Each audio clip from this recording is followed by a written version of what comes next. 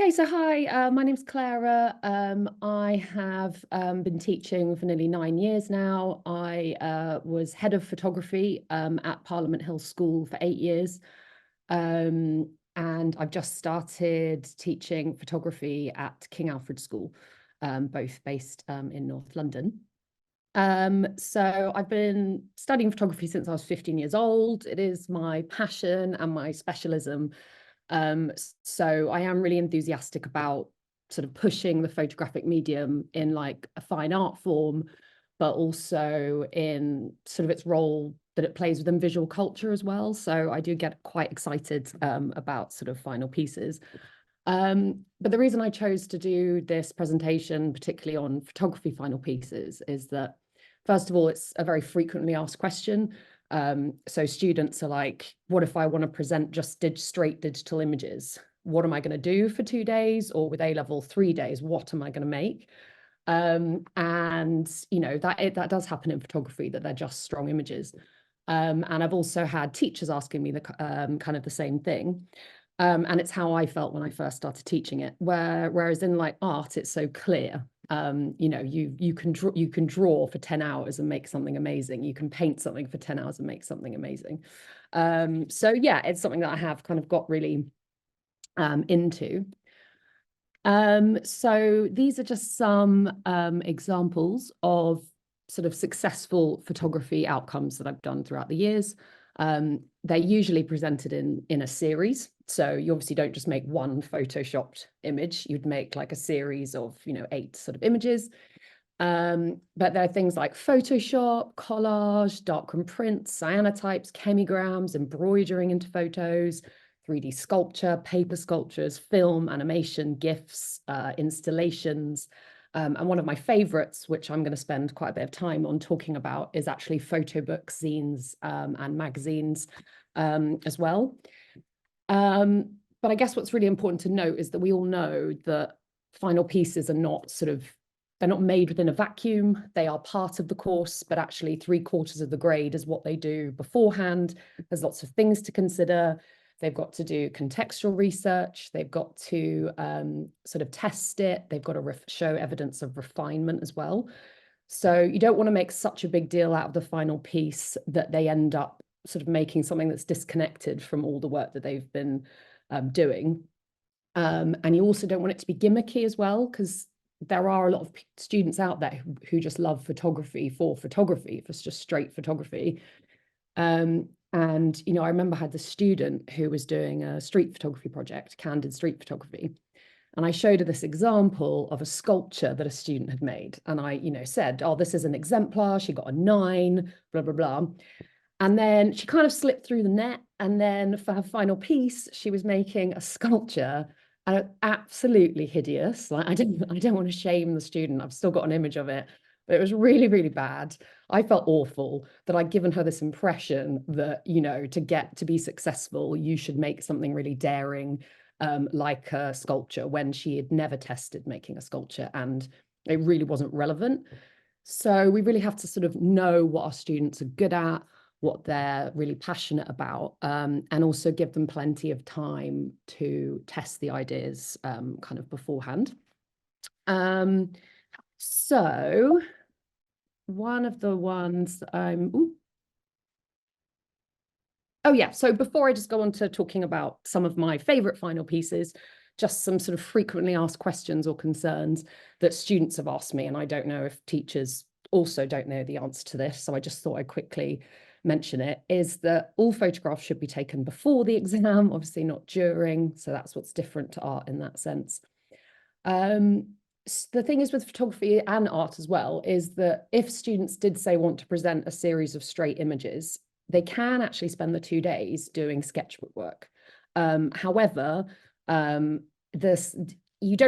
don't really want students to do that. I want them to be making something for those 2 days and for it to be ambitious. But say if they've got, like I've seen an exemplar which just had presented some images that they had done throughout the project, and that was their way that they wanted to resolve the project. That's the strongest way that they wanted to resolve it, and they were just presented on boards. And I was like, what did the student do for 2 days that I don't really understand? But they could spend the 2 days developing ideas into their sketchbook. It just has to be clearly labeled what they completed in the exam. They can't like go back and add things in or sort of backtrack. So like I said, students can present a series of beautiful straight photographs. I do find that with my students, that's usually the exception, not the rule, that's what they're doing. It's partly because, and you can probably see at the bottom, I've got Dido Moriami's photographs, which, for example, are street photographs. And this was an exhibition at the Photographers Gallery that's just recently closed. And you can see that even though he is a street photographer, his work was presented in a lot of different ways. So there was photo books, there was huge contact sheets, there was images sort of arranged in a grid. So really, I feel like it's rare that nowadays you see in photography exhibitions where prints are just presented as A4 or A3 prints just on the wall. Like things have got more exciting in the photography world. So, why would we want our students to sort of not embrace that as well? And finally, before I actually crack on, is there a lot of questions is often about money and money within the department. And actually, the examples that I'm going to show today very much just require a computer and a printer, really. So I'm hoping everyone has that. So for me, one of my favorite final pieces for students is the photo book, the zine or the magazine. This is because you can do it with any genre, really. So particularly like a magazine, you could do that with fashion, you could do that with sports. So I've got a student who's on the young youth Arsenal team, and he's just really into football. So he's been making a magazine about football, his love of football. And he's been using Canva, which I know that some of you probably know about. It's fantastic. So I'm going to show some examples of that as well, where you can make photo books, magazines using Canva, and use different fonts, use sort of different presentations, and simply print it out as like a booklet. But students can, also make a photo book very handmade. It doesn't need to be digital. It could also be a combination of the two. They can write onto photographs, they can sew onto photographs, then collage, and then they can scan them in and put that within the book. So I feel like the photo book is really good for like portraiture, abstraction, street photography, and youth culture as well. So particularly for students who just want to present straight street photographs or straight photographs, I feel like the photo book is something that they could get really into, and my students really do. They get sort of really, really proud of it. So like I said, Canva is one way to do it. There are ready-made templates that they can use, but will definitely adapt, which has really good different typographies that you can use. Or like I said, you can go a bit more sort of collage-y, fine arty, like this student on the right used collage, she used sewing, she used drawing, she used painting, and she used photography. I would highly recommend, if you do these, you get one of these rulers in the bottom left, not rulers, sorry, staplers, which is a long arm stapler at the bottom. Because with photo books, you really can just print them off the photocopier and then staple them, and they look really cool. But students could also get really into using, working with binding, Japanese hand stitch. So I just find that it's really, really versatile. This is a final piece. And then, yeah, these ones are a bit more handcrafted. So much more kind of incorporating origami, fabric, sewing, or like I said, they can use handwriting, scan it in, they can do collages, scan it in. So it's, I love the photo book basically. And to be honest, I could do a whole session on photo books. I'm just obsessed with photo books. So if you ever want one on photo books, let me know. I could definitely do that. What's really good as well is you can do a photo book really badly. So what's really important is that you do research beforehand. And this again ticks off those AOs as well, sorry, assessment objectives, as well in terms of research and testing ideas as well. So, you know, students can look into magazines, they can analyze layouts, they can look at different photo books, they can look at sort of 80s zines, which a lot of students have, sort of punk zines, a lot of students have done for like youth culture. They can really look into typography and text, you know, sans serif, serif, and the impact that has on the viewer. They can look at simply the art of image layout. So diptychs, triptychs, thinking about how you can tell a story just by the way that you lay out images. So there's lots of meaty stuff that they can research. They can also do drawings, you know, thumbnail sketches of these photo books. They can do drafts where get them to make the photo book before the exam, get them to make it first. I mean, they should do that with everything, really. They should never be going into an exam making something for the first time. So they should make it. They might think that they're done, but then you'll be there to say, oh, no, you need to do this, you need to do that. How could you refine this, and so on. So they're confident with what they're doing. They've evidenced that they've tested it, but then they go into the exam and they make something, hopefully, a lot better. These are just some frequently recommended books that I often, or magazines that I often get students to look at. So Philip Toledano, one of my favorite books. This is much more, if you wanted to incorporate personal text with image, because it's his narration about how he finds being a father. If you wanted to do street photography, William Klein, this photo book is much more about image layout and images, but then he does some very cool typography at the beginning. Jim Goldberg, Raised by Wolves, might have to censor some of the stuff in that for GCSE, but he uses handwriting of the students. And so A Parallel Road uses found imagery, so not just their photographs, but other people's photographs mixed with their own. And then Cosmic Surgery is a really good book if they're going to become quite origami-ish. And ID Magazine is just a great magazine. And also to say, Di is giving the presentation next, who's from Thomas Tallis. And if you haven't heard of photo pedagogy already, there's incredible resources on there. And the photo book on photo pedagogy is absolutely fantastic. There's so many resources there. So do take a look at that as well. Like I said, I could talk about photo books for a very long time, so I'm going to go straight on to the sort of the other ideas. I'm speaking really fast because I'm sort of not a woman of few words. I can talk quite a lot, so I am trying to make sure I fit within the time. So other ideas for final pieces that involve contextual research, involve testing, and can be really impactful is like paper folding and origami. And they can look really effective when you re-photograph them to go from sculptural to 2D, and then they can go back to being sculptural again, 2D. Like, I just really love that kind of transition that you can work with. I find that this often, it mainly works for projects based on either sort of body image and sort of beauty standards or themes of abstraction or architecture. But I don't see why it couldn't fit with other sort of project themes. And I would recommend the book that I've got up on the top right, which a student has actually started using currently, and she could follow just kind of simple ways of folding. And now she's hopefully, by the time she gets to the exam, she's going to become much more advanced with her sort of techniques. Again, it looks really good because you can document all the stages in your book, and you can show evidence that students, can show evidence of refinement. So there's so many, I'll get them all going actually if I can.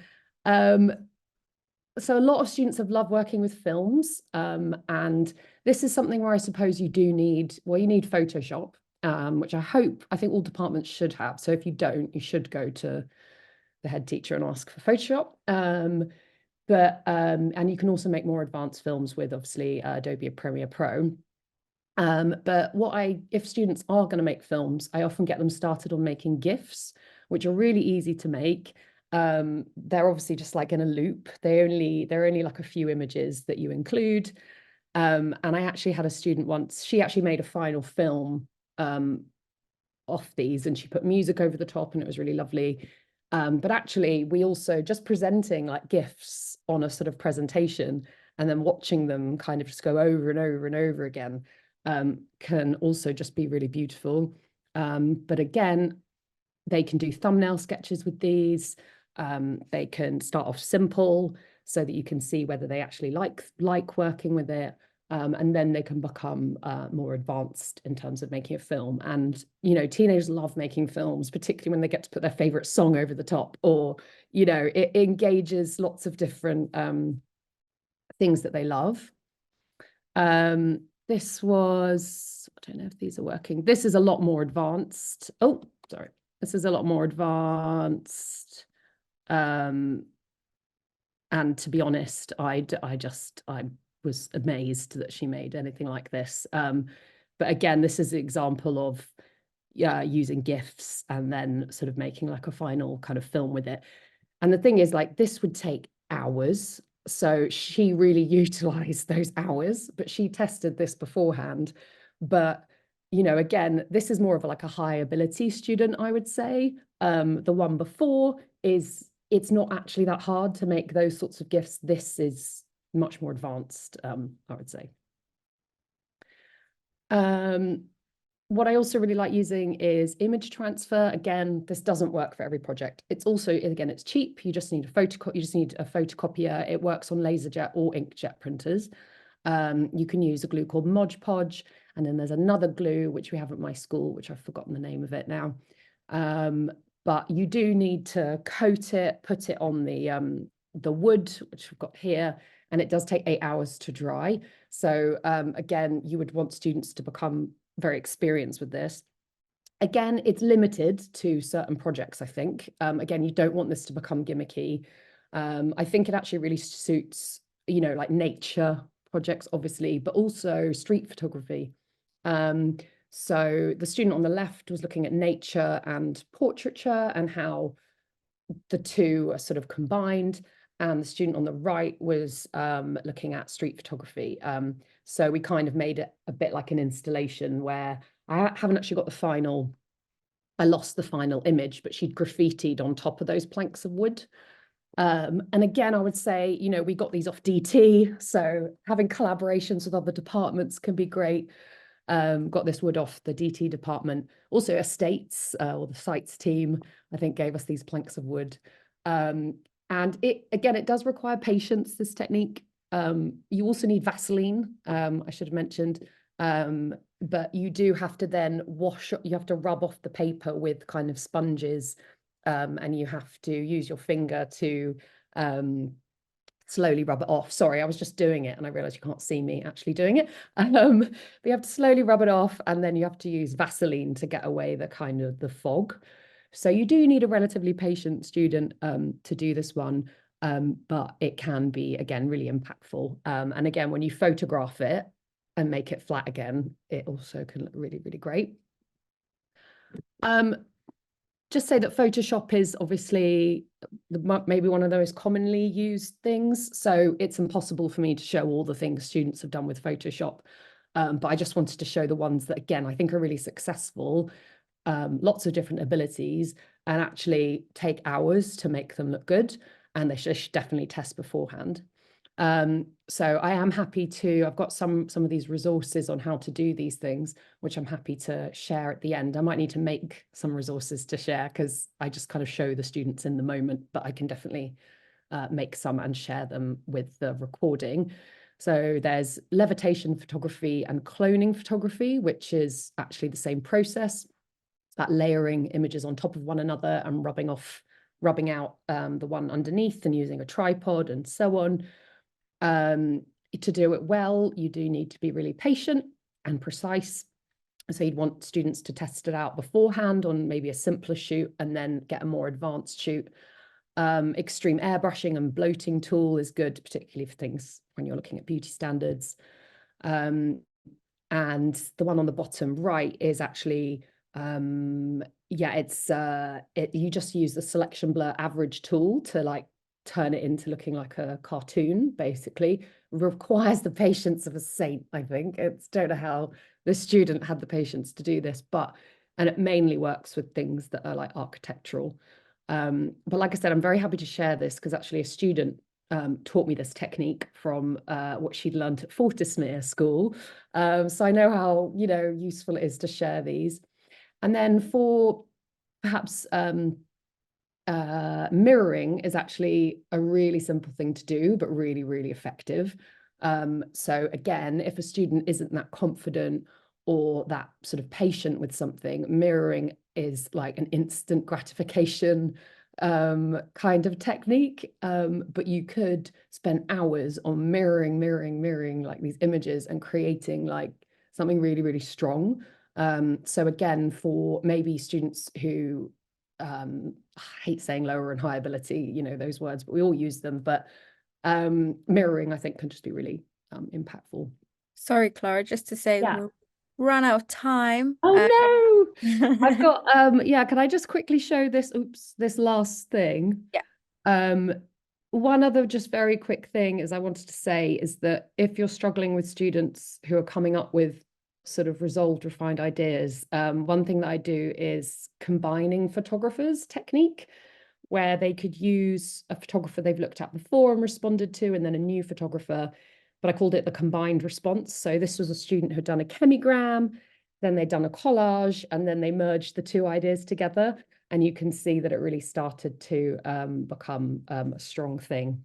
And then, yeah, I was just going to end on this slide, which is the development dream, which we all want students to be able to do. But it's kind of like flipping between Photoshop, then weaving, physically weaving, then Photoshopping it again, then making something sculptural and really kind of pushing it. I feel like this combined technique, I found that really helpful with some students to get their ideas going. But yeah, anyway, I knew I'd go over. But yeah, I hope that was helpful. And thank you very much. Photography at Thomas Tallis School. I've been there for 14 years. That's how brilliant our school is.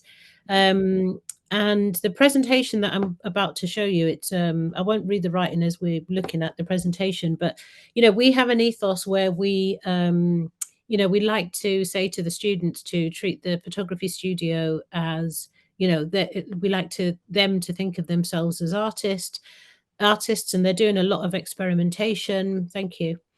The current group that I have now, year 11s, I've just said to them to think of the photography studio where we have everything online, so we have digital portfolios.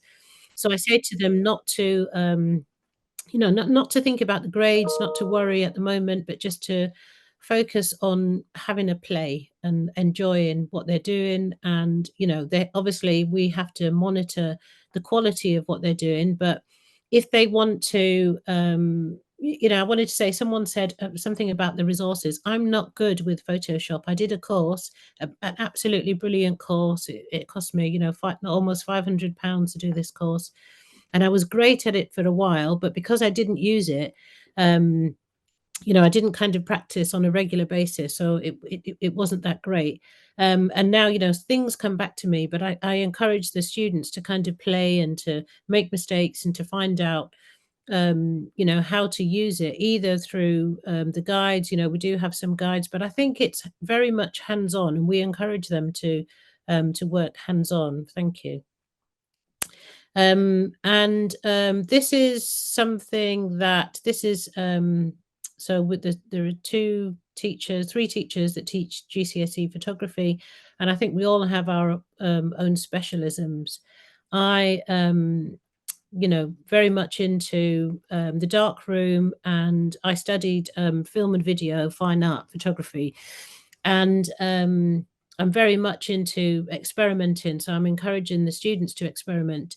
And this is something from one of my colleagues' class. It was so the images were kind of collaged and then photocopied.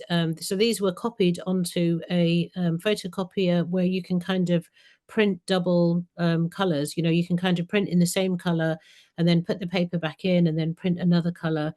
And these were kind of displayed on the table as a still life, and then images, one of the images or a couple of the images were projected over the top of the sculptures as well. So you got like a double layer. It's a little bit like a double exposure, but as a still life.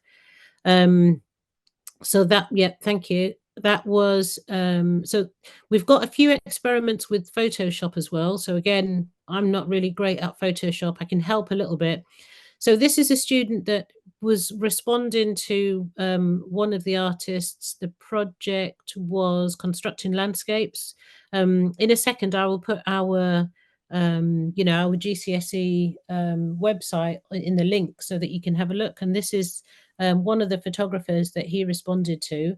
Again, he was just playing, and I think the main thing is, I say to students, at the moment, don't worry about what grade that you're going to get. Just enjoy the time now and enjoy playing and enjoy experimenting with things, making mistakes, cropping. This is kind of digital collage, I guess.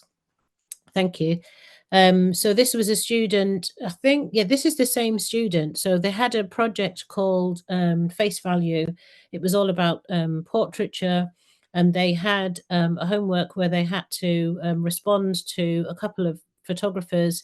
And this boy's, I've only chosen, a few of his images, but he did a whole series of self-portraits that were very simple. They're not, they're being manipulated a little bit, but they're kind of, very simple. And this is what I try to encourage them and saying, less is more.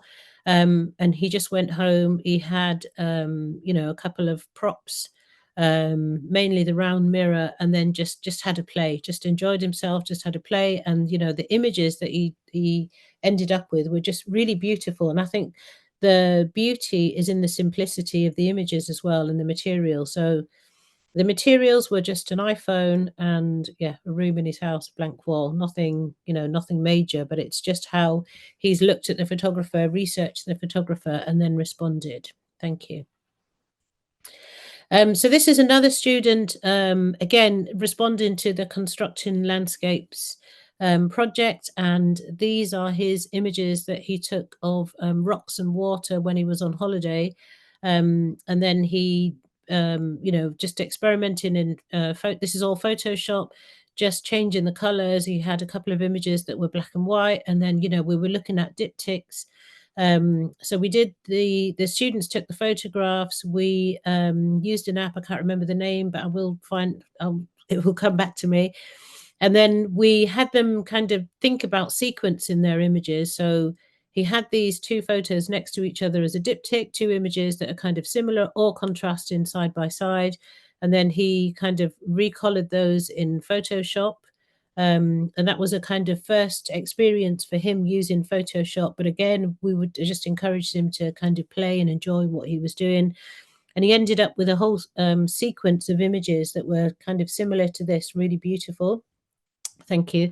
I think the next one, so these are his next ones. And he was just playing with the opacity. Students can edit images on their phones as well. So these were in Photoshops, but the diptychs that they were looking at, the diptychs were created in an app. I can't remember this app. I use it almost every day, but it will come back to me.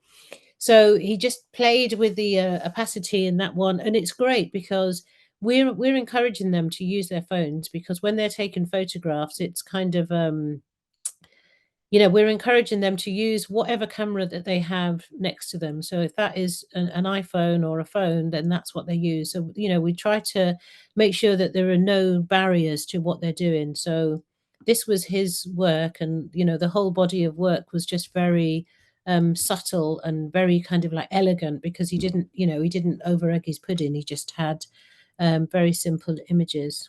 Thank you. So this was another one, again, responding to an artist.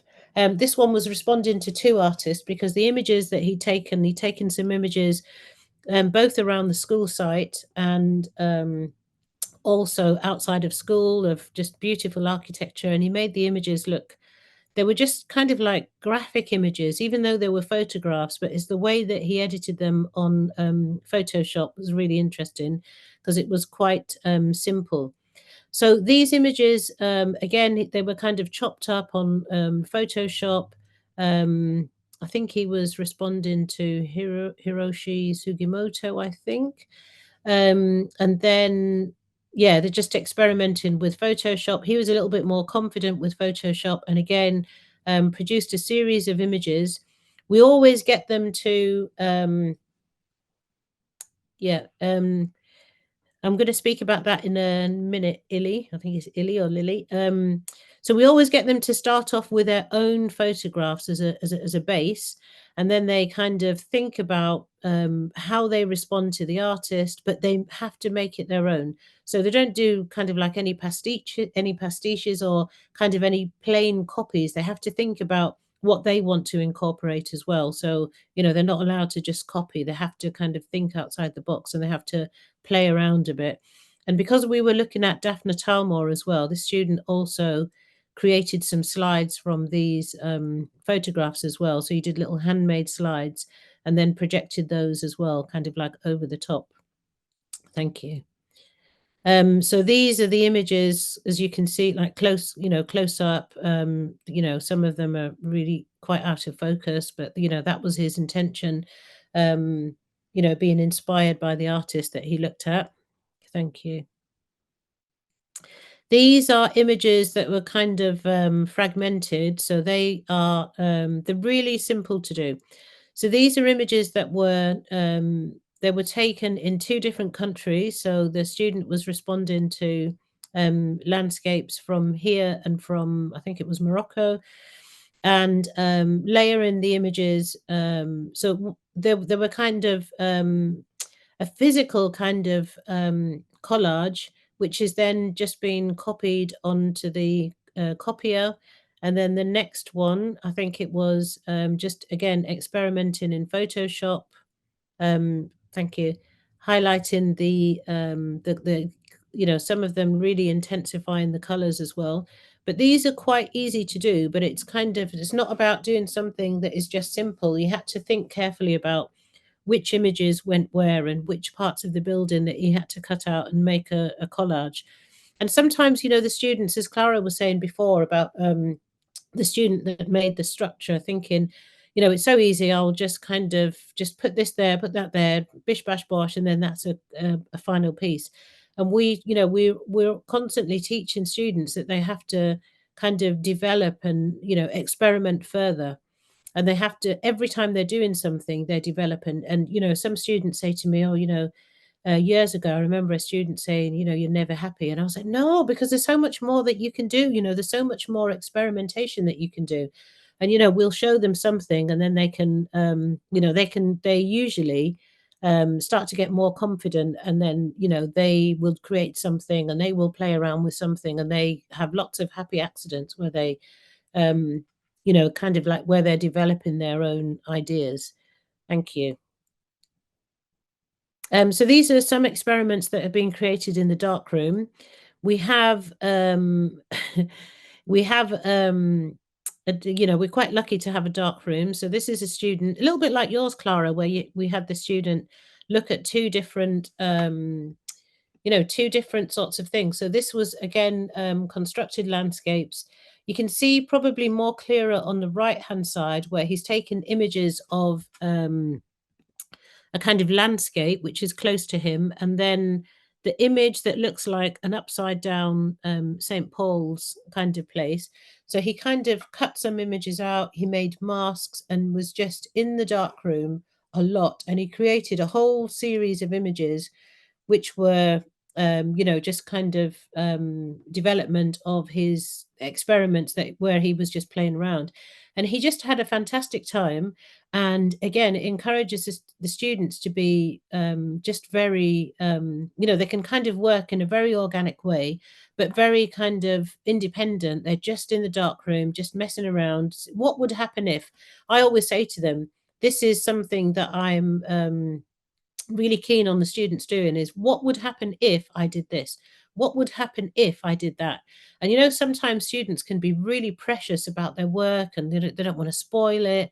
And you just encourage them to kind of copy and any images that they want, and you just have that play around.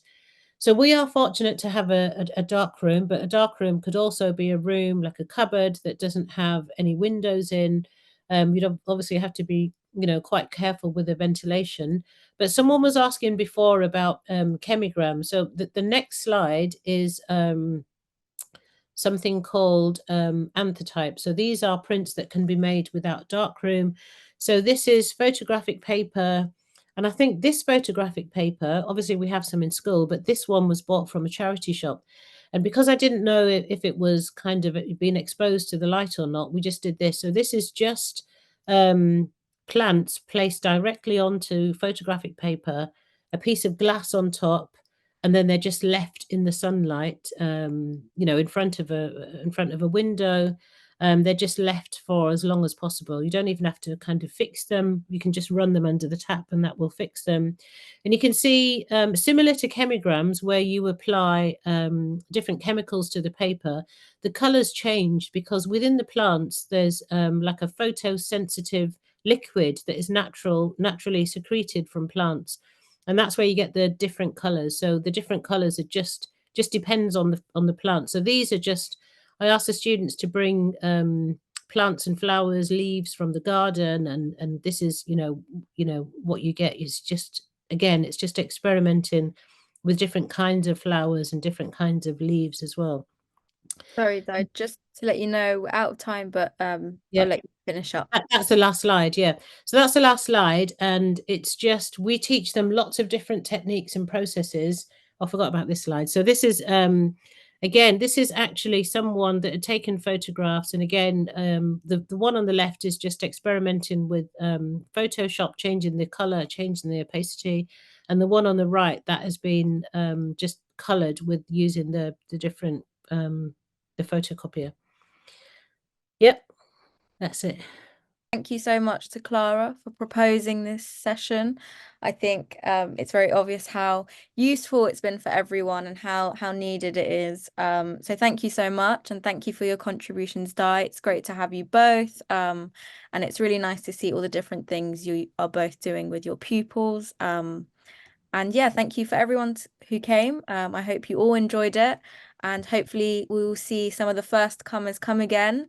And hopefully we'll see everyone else join too. I hope everyone has a lovely evening. Yeah, we will see each other soon.